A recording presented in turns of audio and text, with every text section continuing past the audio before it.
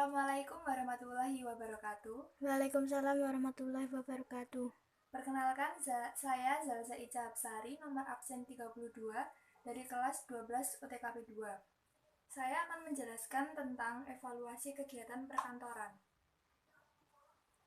Yang pertama, evaluasi kegiatan perkantoran.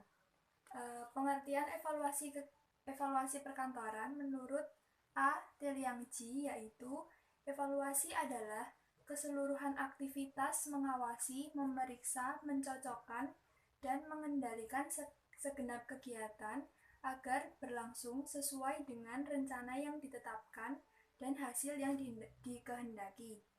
Yang kedua, menurut Coons dan O'Donnell, evaluasi memiliki fungsi kontrol yang meliputi aktivitas-aktivitas yang dimaksudkan untuk memaksa peristiwa-peristiwa terjadi sesuai dengan rencana-rencana.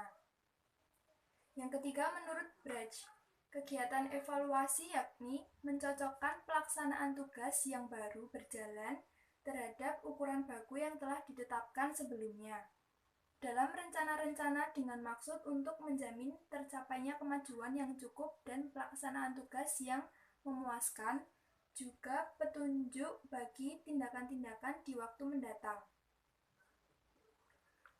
Selanjutnya, fungsi manajemen utama atau POAC yaitu Planning, Organizing, Actuating, and Controlling.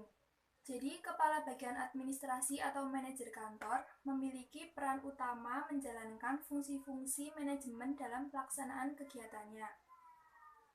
Agar tercapai keefektifan dan efisiensi kerja, maka manajemen kantor akan membuat perencanaan dan melakukan pengendalian. Kegiatan perencanaan dan pengendalian merupakan satu paket yang saling berkaitan dan tidak dapat dipisahkan. Tujuan evaluasi kegiatan perkantoran ada dua, yaitu yang pertama, hasil evaluasi secara internal digunakan untuk mengetahui kesalahan, kekurangan, penyimpangan atau bahkan keunggulan dan kekuatan. Selanjutnya akan digunakan untuk feedback yang bisa berbentuk pembenahan atau bahkan justru semakin mempertahankan keunggulan atau kelebihan.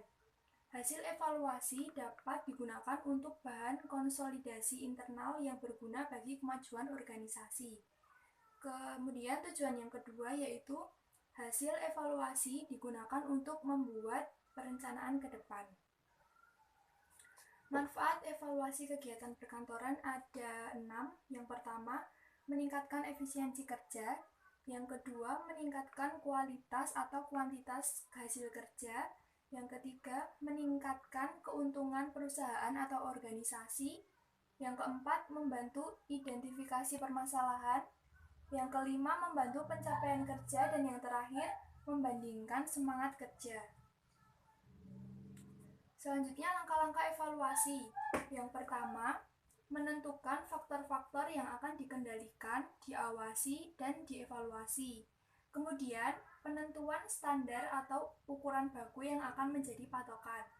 Lalu, melakukan pengukuran atau penelitian terhadap kegiatan-kegiatan yang senyata dijalankan atau hasil-hasil kegiatan itu. Kemudian yang keempat, melakukan analisa atau evaluasi hasil, yaitu membandingkan antara pelaksanaan kegiatan-kegiatan atau hasil-hasilnya dengan patokan yang telah ditentukan untuk mengetahui penyimpangan atau perbedaan yang terjadi. Selanjutnya menyimpulkan hasil analisa dan yang terakhir menggunakan hasil analisis. Selanjutnya bahan dan metode untuk melakukan evaluasi. Yang pertama yaitu laporan dari pelaksanaan kegiatan yang diberikan secara lisan atau tertulis dan berkala atau sewaktu-waktu atas permintaan.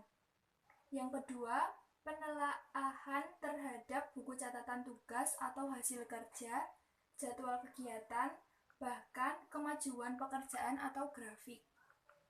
Yang ketiga, inspeksi setempat di mana kegiatan-kegiatan dijalankan. Dan yang terakhir, wawancara dengan pelaksana tugas yang bersangkutan. Berikut sasaran evaluasi menurut Tiliangji. Yang pertama, jumlah hasil kerja atau segi kuantitas. Yang kedua, mutu hasil kerja atau segi kuantitas. Yang ketiga, pegawai, yaitu kesungguhan, kerajinan, dan kecakapan kerja, dan lain-lain. Selanjutnya, uang, yaitu pemakaiannya secara sah dan efisien. Yang keempat, barang perbekalan, bisa pembelian, penggunaan, dan pemeliharaannya yang betul.